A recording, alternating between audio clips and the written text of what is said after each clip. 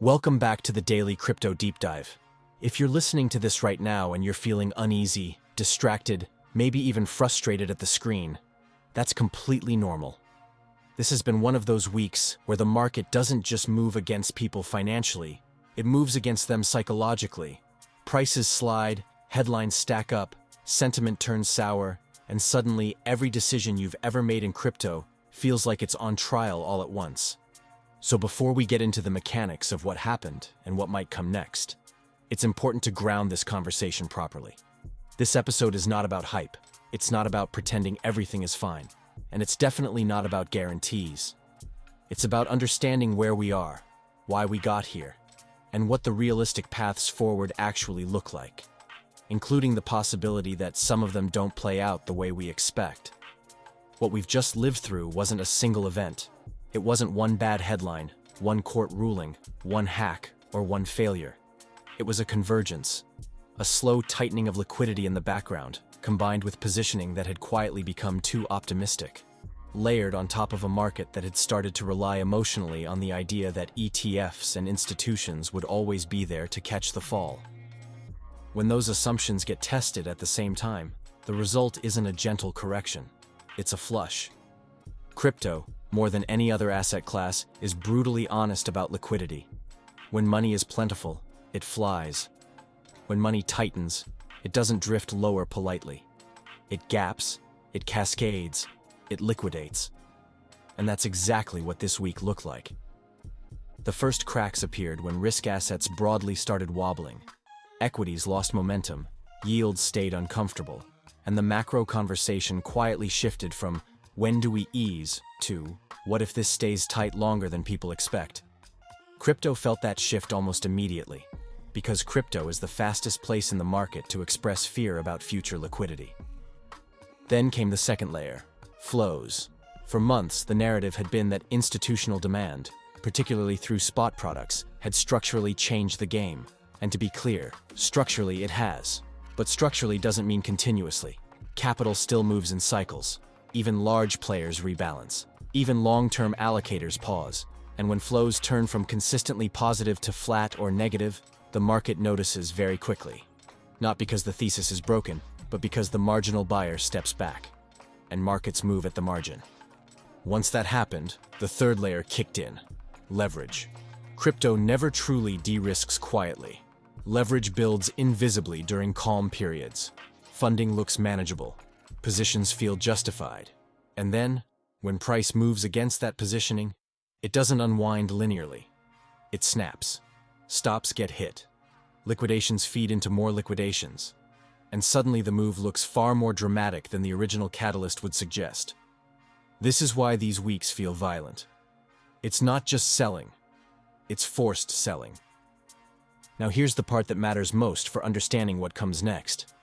A liquidation-driven move is very different from a structural breakdown. Liquidations create overshoots. They compress time. They drag price further than fundamentals alone would justify in that moment. And historically, that creates the conditions for relief rallies. Not because everything is fixed, but because forced sellers eventually run out. That's the first form of reassurance worth holding on to. Forced selling ends. It always does. But reassurance without honesty is just comfort theater, and that's not useful. So here's the other side of that truth. Relief rallies are not recoveries. They are pressure releases. They are the market exhaling after being held underwater. And while they can be sharp, emotional, and convincing, they don't automatically signal that the trend has flipped.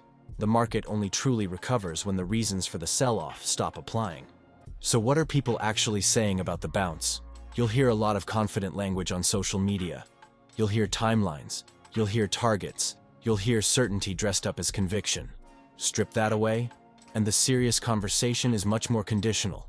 The realistic expectation among seasoned participants is that the next phase is determined by three things: whether liquidity conditions stabilize, whether flows stop deteriorating, and whether volatility starts to compress instead of expand. If liquidity improves or even just stops tightening further, risk assets can breathe. Crypto doesn't need perfect conditions to rally. It just needs conditions that are less hostile than before. If ETF flows flatten out instead of accelerating downward, That removes one source of pressure. It doesn't create upside on its own, but it stops the bleeding. And if volatility begins to shrink, that's often the market's way of saying the worst of the forced activity has passed. Timing this is where humility matters. Anyone telling you exactly when the bounce happens is guessing. What we can talk about instead is probability windows. Historically, after sharp liquidation-driven drawdowns, markets often attempt relief within days or weeks, not months. That doesn't mean they succeed. It means they try. Sometimes that attempt turns into a sustained move higher. Sometimes it rolls over and sets lower lows. The difference is only clear in hindsight. This is where reassurance needs to be framed carefully. It is reassuring to know that markets don't fall forever.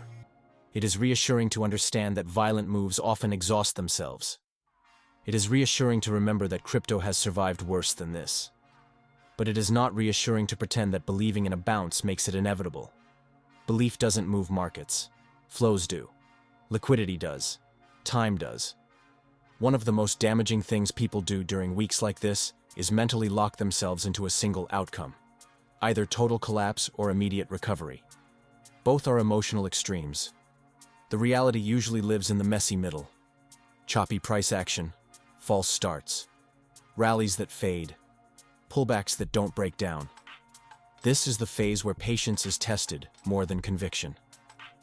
Another important point that's being discussed quietly but not always said out loud is this. The presence of institutions cuts both ways. Yes, it brings capital. Yes, it legitimizes the space. But institutions are also disciplined. They rebalance. They reduce exposure when volatility spikes. They don't marry narratives. That means their involvement doesn't eliminate drawdowns. It often sharpens them. The upside is that when they return, they tend to do so with size. The downside is that they don't rush. So what does a realistic bounce scenario actually look like? It doesn't start with altcoins exploding. It doesn't start with euphoric sentiment. It starts with boring things. Fewer liquidation events, smaller red candles. Days where bad news doesn't push price much lower. Days where good news actually sticks instead of fading instantly. Those are the tells, not headlines, not influencers, not predictions. And here's the uncomfortable but necessary reminder. Even if all of that happens, it still doesn't guarantee anything. Markets can stabilize and then roll over again. Macro conditions can change. External shocks can hit. Policy expectations can shift. Crypto is not isolated from the world, no matter how much we like to think it is. Every cycle has moments where the most logical outcome still doesn't play out on schedule. That doesn't mean there's no reason to be here. It means the reason to be here can't be based on certainty. Long-term participation in this space has always required sitting with ambiguity. People who succeed aren't the ones who always predict correctly. They're the ones who manage risk, emotion, and time better than others. So if you're listening to this and wondering what you should feel right now, the honest answer is cautious, but not hopeless. Engaged, but not overconfident. Curious, but not desperate for resolution. This is a period where doing nothing is often an action, where watching matters more than reacting, where survival is a strategy, not a failure. Crypto doesn't reward impatience. It doesn't reward certainty. It rewards people who can stay solvent, stay rational, and stay present long enough for probability to work in their favor. Sometimes that favor shows up quickly. Sometimes it takes longer than anyone wants. And sometimes it never arrives in the form we imagined, but arrives anyway in a different shape. The truth, as it usually does, lies somewhere in the middle, between panic and euphoria, between collapse and recovery, between believing nothing will ever work again and believing this was always just a dip. This week reminded everyone that crypto is still a high-volatility, liquidity-driven market. That hasn't changed. What has changed is who participates, how quickly capital moves, and how fast narratives flip. And as we move into the next phase, whether that's a bounce, a grind, or another test lower, the most important thing to remember is this. Thinking something might happen is not the same as it having to happen. Hope is not a strategy. Fear isn't either. Understanding is.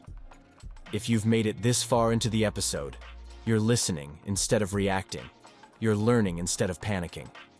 Whatever happens next, that puts you in a stronger position than you probably feel right now. And we'll keep watching it together. And remember, as always, we will see you at the top.